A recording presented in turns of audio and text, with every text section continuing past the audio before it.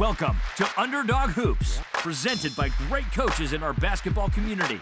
From the Underdog Hoops studio in Rancho Cucamonga, California, here is your host, Sam Farrar.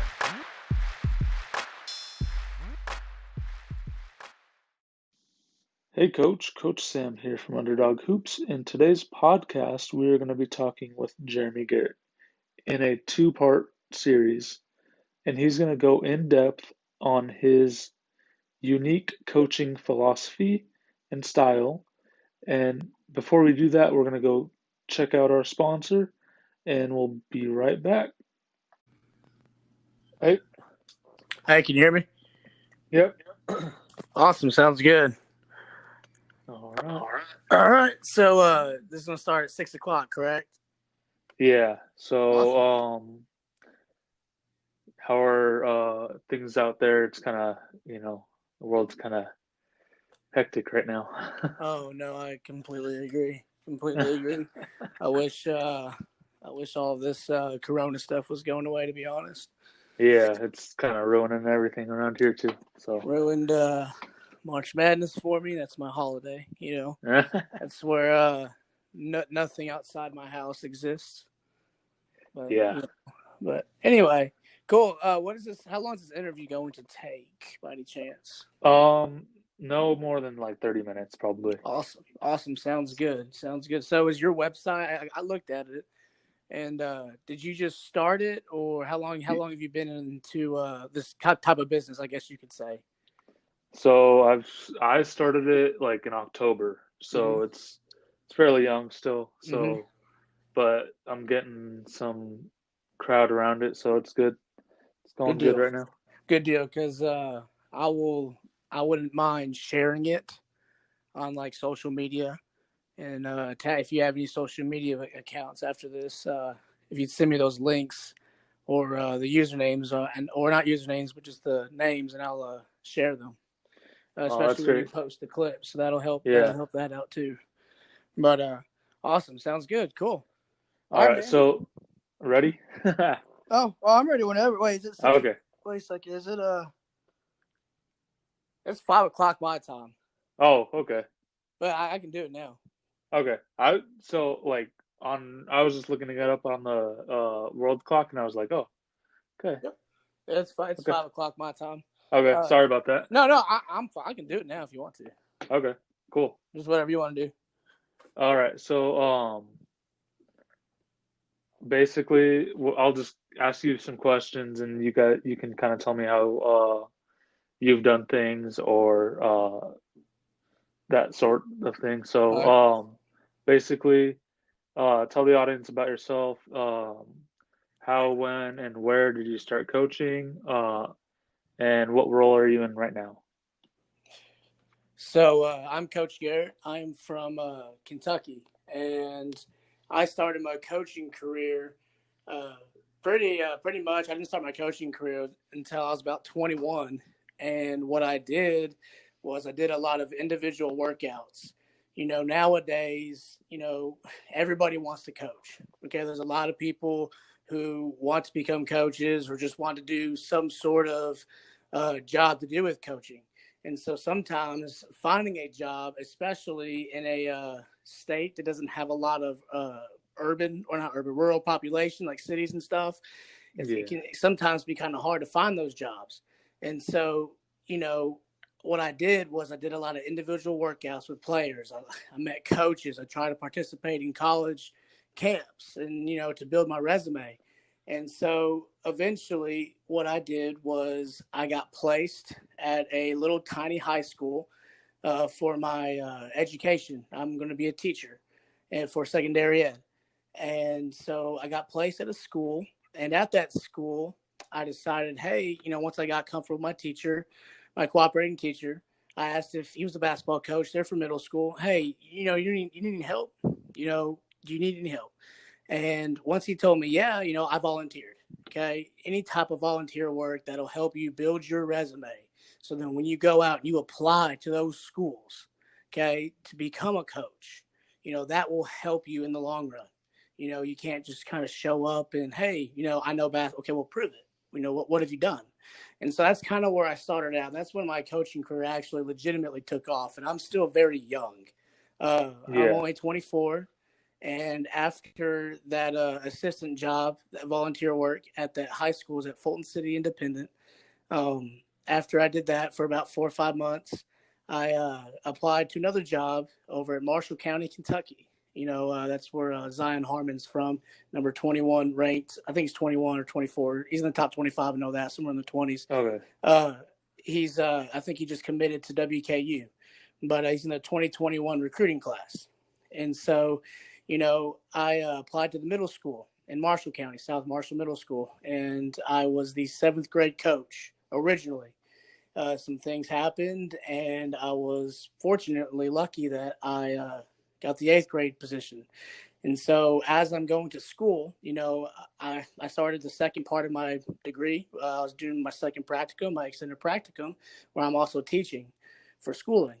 And so what I did was, okay, I got placed. Luckily, I go to Murray State University. Sorry, I meant to mention that, where John Morant's from. But anyway, so I got placed at Marshall County to teach. So that was convenient for me. And so not only am I teaching, but now I just got to drive down the road and, begin practice. But now I'm thinking in my head, I've never been a head coach. Okay. I've never been a head coach. All I know is what I've studied, what I've read, what I was taught in high school. I went to high school, Webster County, Kentucky. I played under a very, very phenomenal coach. I think that a lot of people overlook him. His name is John Newton out of Webster County. But I learned a lot from him, and so how can I apply what I know? Okay, what I know to these kids that they have no idea who I am. Okay, I haven't had a head coaching job yet, so I don't have a lot of coaching experience. I have a lot of individual workout and skill development, not a lot of coaching experience. And so I made it my goal to read more videos, read more books, watch more videos, watch more college clips, and, just learn the game. And so a lot of people think that, hey, since you didn't play college basketball, do you even know how to play? Okay. A lot of businesses, I guess you could say schools, they would rather hire somebody that, has played college basketball. I haven't. Okay. Because to me, I look at basketball from a different perspective. And so that perspective is you don't have to play college basketball. You don't have to play in the NBA to coach at a college level. You don't have to. It's all about statistics. It's all about hard work. It's all about the X's and O's. It's all about the relationships with your players, not what you did in the past. Okay? And so that is what I am doing differently from a lot of coaches today. And so there will be people that will be like, hey, Patrick Ewing. Okay, Patrick Ewing. He's coaching, I think it's at Connecticut. I think that's where he's at now. And I'm not, trying to talk. I'm just criticizing, okay? I think he's done a phenomenal job here recently, to be honest. But there's those NBA coaches. They played, not NBA coaches. They played in the NBA, those players. Now they go straight to coaching right after their career is over with. All right? And let's be honest. How many successful how successful have they been at the college level?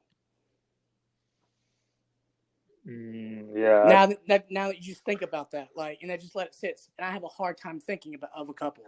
All right. But that's kind of the way I look at things. You don't have to play in the NBA or college to be a good coach. Greg Garn, perfect example. He's over at Wisconsin right now.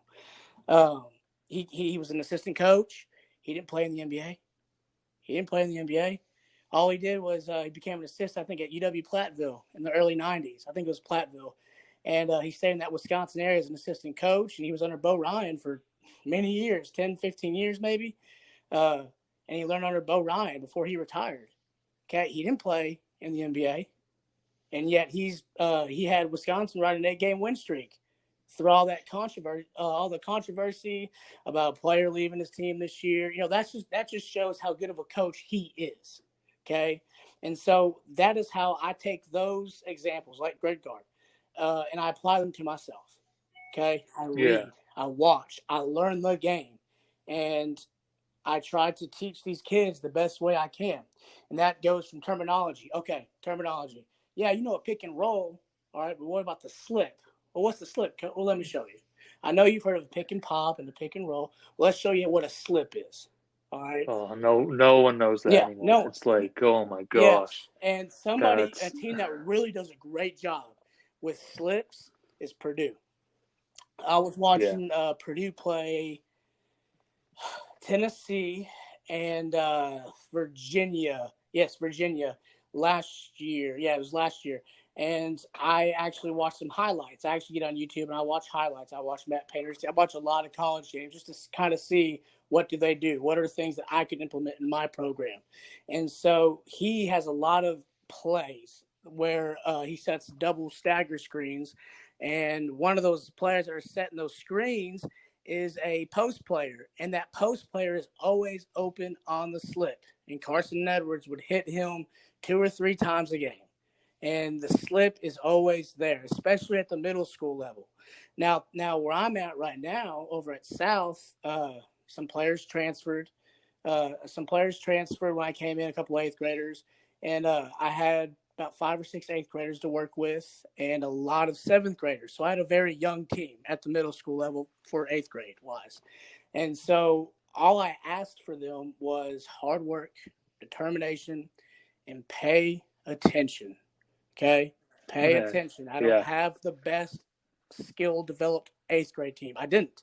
I knew we couldn't shoot very well. I had maybe one good shooter and the 8th grade level, maybe.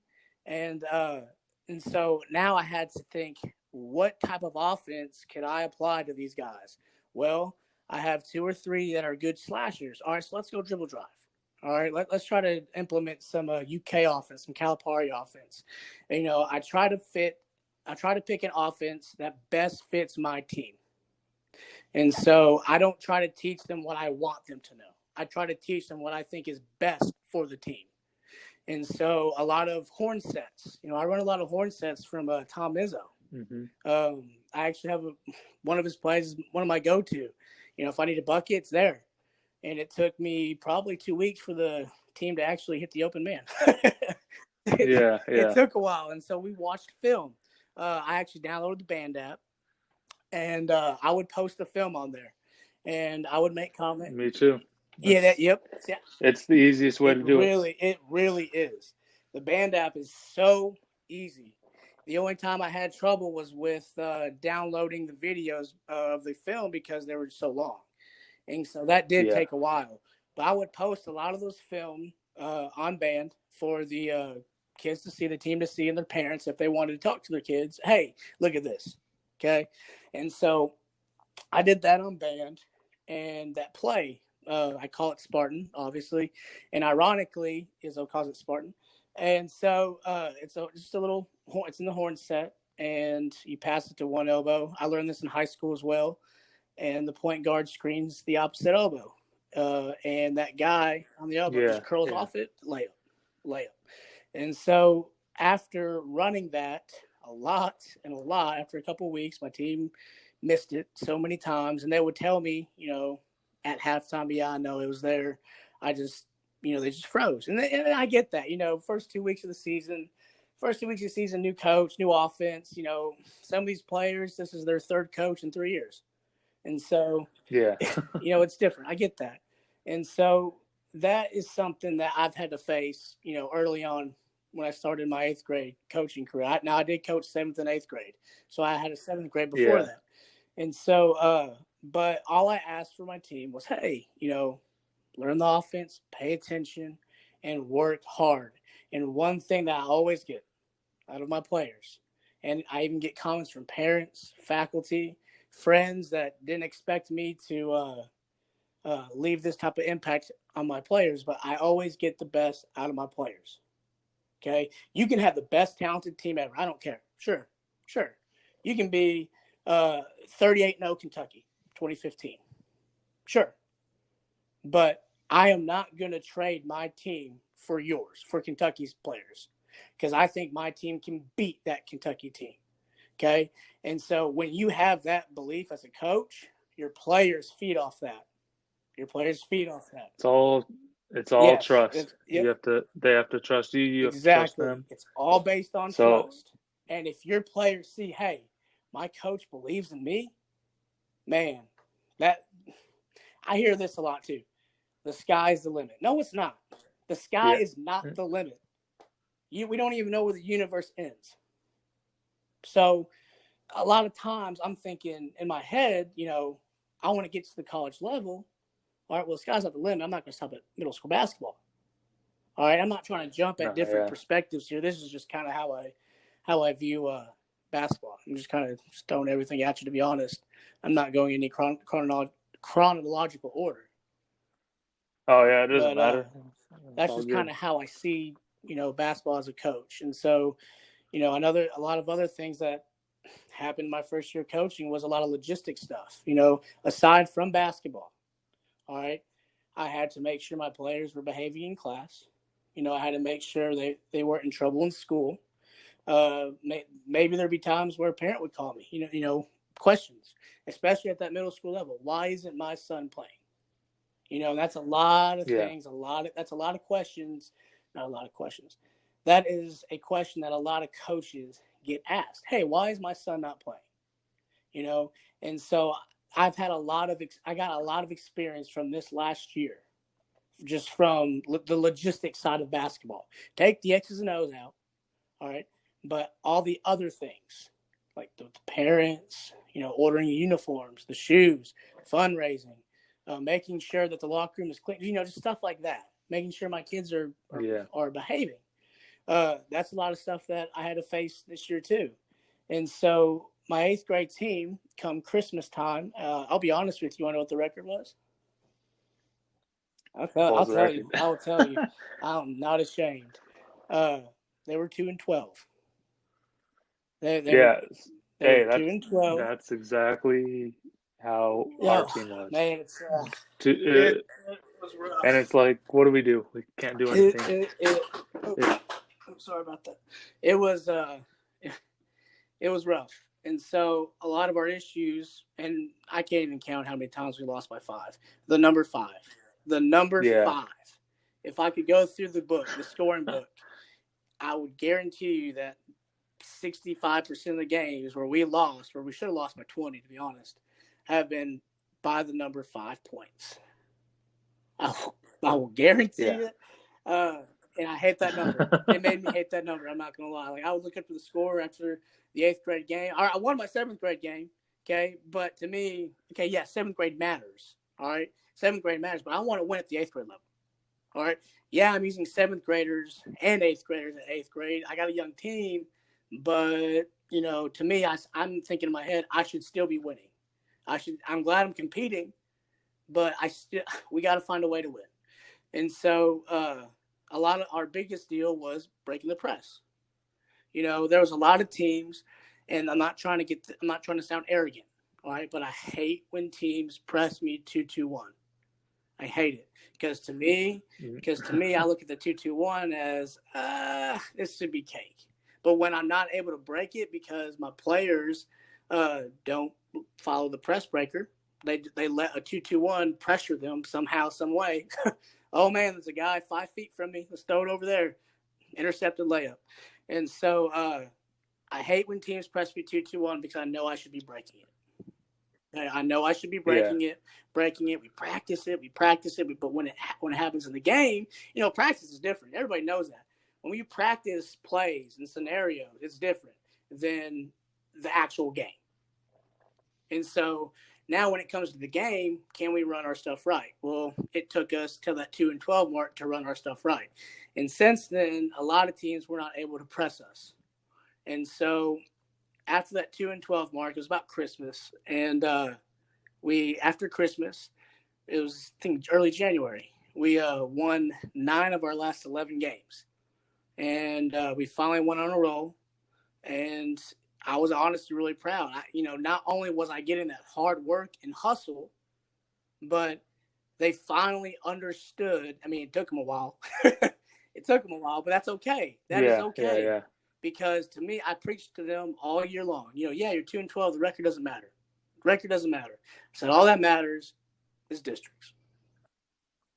As long as they're improving, that's the Yep. step that we're taking Gets to you ready get for high school.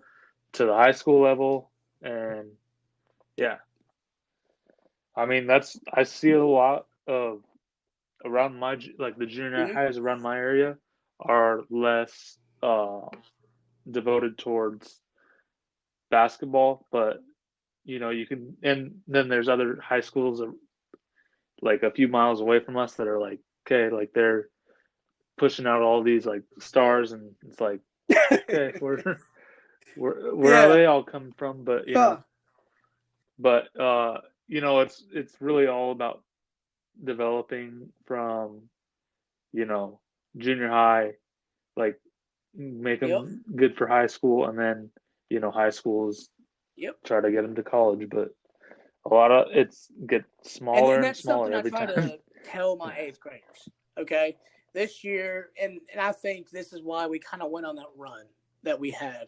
We ended up upsetting. I'm not gonna lie. There was one game we won by 20. I don't know how, against a district team. And then they're at home. I don't know how it happened, but it did. I'm glad it did. It was amazing. It was an amazing time. But our 8th grade night, we were playing a very good team, very well balanced team, and we were down 15. No, not 15. 10, 10, 10 with 2 minutes left. The game has been 5 to 7 points the whole way there. And, I call a timeout, 2 minutes, and I know it's 8th grade night. And I just tell my players, look, this is your last home game. Okay. And I had 4 8th graders in and 1 7th grader. And I told those 8th graders, I said, listen, this is your last home game playing together as a team. And I looked at the 7th graders on the bench. This is the last time this team right here, this exact team, will play a home game in this gym. I get that it's 8th grade. This isn't high school. Cool. But this is the last time ever. You will not have no redos, no go back. I wish I could have done this in the game. I wish I could have done this. What if this happened? And ever since we came out of that huddle, I said, this is what we're going to do. We're going to go on our 1-2-2. We're going on our 1-2-2 Mad Dog press. And I told one of my most athletic guys that was on the ball, I said, I want you on the ball. I want your hands in his face. Don't extend your arm over the line, but I want your hands up, and let's try to force some turnovers. We forced some turnovers. We made layups. I don't know. I went back and watched the film, and we made some sort of crap 3 that shouldn't have went in, but it went in. All right, it went in. Cool, awesome. And so, and then we went to double overtime, and we won by 3 or 4 points. And it wouldn't have been that if we didn't shoot. You're going to be amazed by this stat right here. You ready for this? 21 of 43 from the free throw line. Oh, I've had worse. That's crazy. 43 free throws in a game? Yeah, it's insane. Now, when you coach, now watch this. Now I'm going to ask you a question. Now, when you coach, all right, what type of stats do you keep up with? Now, are you middle school or high school? So I am high school JV. So basically what stats I want to keep track of, steals and assists, I could do without those, but I'll keep track of them. Like I'll have someone keep track of them. But the main thing for me is rebounds and the opposing offensive boards that you give up. I keep track of those. And that's just to show them, look how many second chance opportunities you give them, and look how many second chance. And I'll also say, okay, like they get the rebound, they go up and they score. So whatever they scored, I keep track of those points too. So I'm like, okay, they scored 15 points off of second chance. So you gotta box out. You gotta put an arm in their chest and box them out. But I do keep track of like the score, the free throws, and I try to at the end of the season, Yep. put them all, And see compile what he them did all overall. together and make them into. Nice. Yeah. That's how I normally do with my middle school team. I actually have a Google Doc. One of the parents, said, "Hey, I'll make a Google Doc for you." And all he did was he just asked me, "Just tell me what stats you want me to keep track of." And I said rebounds, and I said turnovers. I said turnovers, and I said when we make a turnover, just mark the turnover and that whoever made the turnover. I don't want, because then I can count the team after the game. I just want to know who made the turnover, because the most, especially with no shot clock, especially with no shot clock, turnovers are to me it's the most important stat for me. Okay, I never have a lot of trouble with rebounding, but rebounding is number 2 for me. Number 1 would be my turnovers, and so the reason why I want to know who made the turnover. And my players hate me for this. They know when I walk out there with that stat book, I'm looking at the turnovers. And so my 7th grade team, I did this for 7th and 8th grade. My 7th grade team, beginning of the season, after the first couple of games, they averaged about 16 turnovers per game. My 8th grade team, the number was about 25 turnovers a game. It was bad. Oh my it was gosh. Bad. I had 35 one game. I had a couple of 30s. I was I know what that feels like. And you know what we did? Because I'm not the head coach, but I'm like and you're an assistant, so I'm assuming you do a lot of the stats, right? But I'm an assistant, so I do a lot of the stats, or I'll like check the stats, like I'll pull the manager over and I'll look at the stat, and then I'll just give it back to him, and then like, okay, he has like 12 turnovers. Yep. Need to get him out of the game. But so I do a lot of that, where I check the stat, make sure, I don't make any judgment call on pulling anyone out. I just, I'll say, Coach, this is you'll make the what the stats say. I don't know. Yeah. So you're the the GOAT, I guess you can say. So for me, as a head coach for the middle school team, I like to have a coach that my go-to guy. You know what I mean? Like, hey, what do you think about this? What are you seeing that I'm not seeing? Yeah. Okay. Or some guy or a coach that'll make the suggestions for me or have suggestions. And so I feel like that is a critical, to me, a critical position to have on a team. I didn't have that luxury as an 8th grade coach. I'm just going to be honest. I didn't have that luxury. And so that was something I kind of had to figure out. But when I went to my turnovers, I would make my players run a suicide for every turnover. Yeah, I'd do lines, because that would be so, like, they'd go full length, and then it's like, okay, it's lines. And then we had so many troublemakers last year that I was just like, okay, we could do lines every practice, both, like outside of basketball and inside. I was like, oh my gosh, makes you,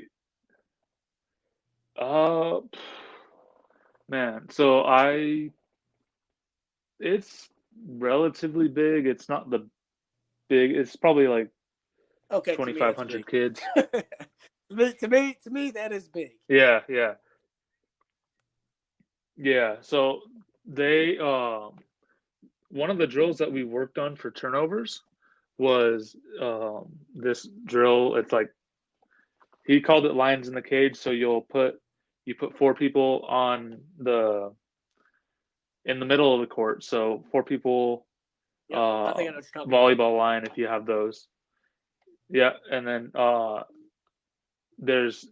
he did it with 4 people, but you could do it with 5. So you'll have 5 people you gotta help. And you gotta trap the ball, and so you make them put as much pressure, and that helped us with the turnovers. It kind of helped us like get the turnovers down. I run that. So that's what I was. I call it pressure drill, and I do it with 4 on the volleyball box, and they have to trap no matter what. And if they Yeah. don't trap, then the team that doesn't trap, they just lose. And so the losing team, it depends on what day it is. Is it good practice or bad practice? We'll just see what happens. If it's a bad practice. Yeah. My middle schoolers hate wall sits, and so I make them do wall sits. And then so they'll do wall sits, and then they'll come back. I have a coach over there. They'll time them for a minute or 2 minutes, however long it is. And so that's honestly that helped us with press. I didn't do pressure drill until about the third week into the season. I was trying to think, hey, what do I want? What kind of drills do I want to do? What drills can I do to help us limit turnovers for 8th grade? My 7th grade wasn't a big issue, to be honest. They ended the year with about 12 turnovers per game, and so on average. And so I thought that was pretty dang good. The best they did was 7 in one game. Yeah. That's crazy. And so that helped my 8th grade out a lot, that pressure drill. And so that's when we started breaking that, press. When teams try to press us, man-to-man, 2-2-1.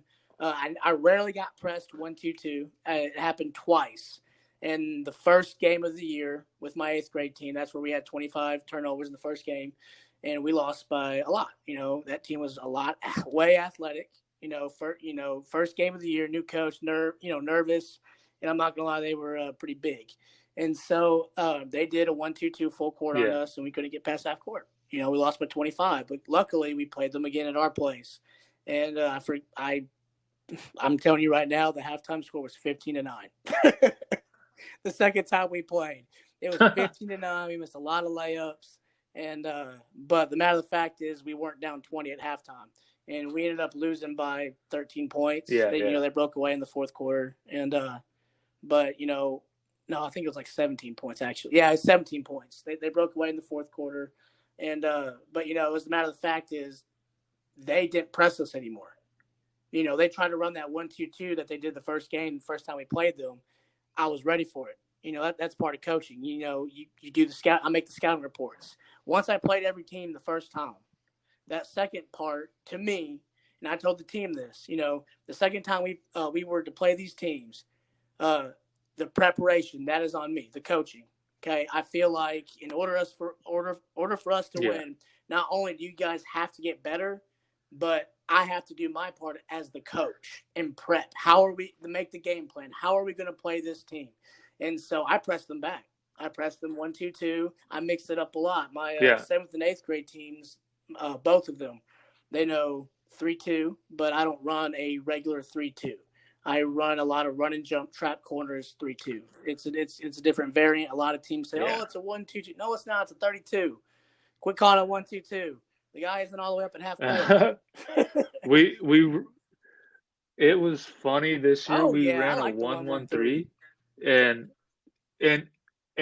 everyone was confused. Yeah, and we're like, sorry guys, we're not gonna tell you. I like the 1-1-3. That was something that I watched some high school teams play, and I actually got confused because I went and watched my high school play this year a couple times, and they had one guy pressuring the ball full court, one guy at half court, and they had the other 3 back, all right, set up and looked like a 1-1-3.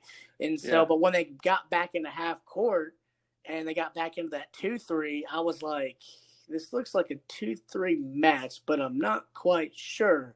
And so, but also it looks like a 1-1-3, just really full court, just really, really full court. But Marshall County, their high school team ran the 1-1-3. I don't see a lot of teams run that type of defense either. And so that was something I thought about doing for middle school. No. A lot of the teams like in our district or the teams that usually they know about my middle school, South. They know about typically what South is known for, but they don't know who I am. And so I shocked a lot of teams by playing a 1-3-1. I had the athletic talent and the quickness to play a 1-3-1. And so I ran a 1-3-1, went 2-2. I never did 2-2-1. I never will, ever. Just know that, never.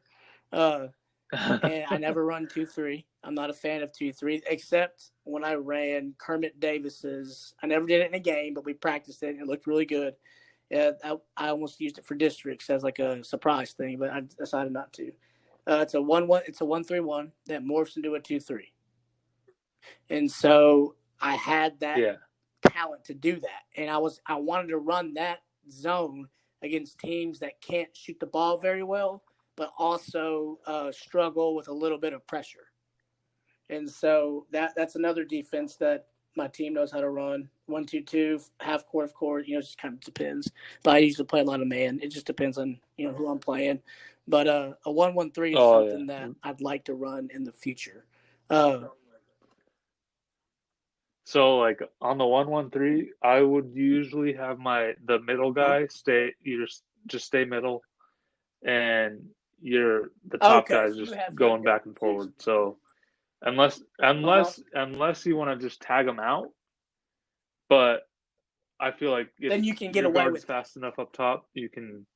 And also we had an injured player that was just trying to get through so we put him just in the middle, and his back was always hurt, so like okay, like that's the resting spot they're pretty tough. The middle. They're pretty tricky as well. Yeah.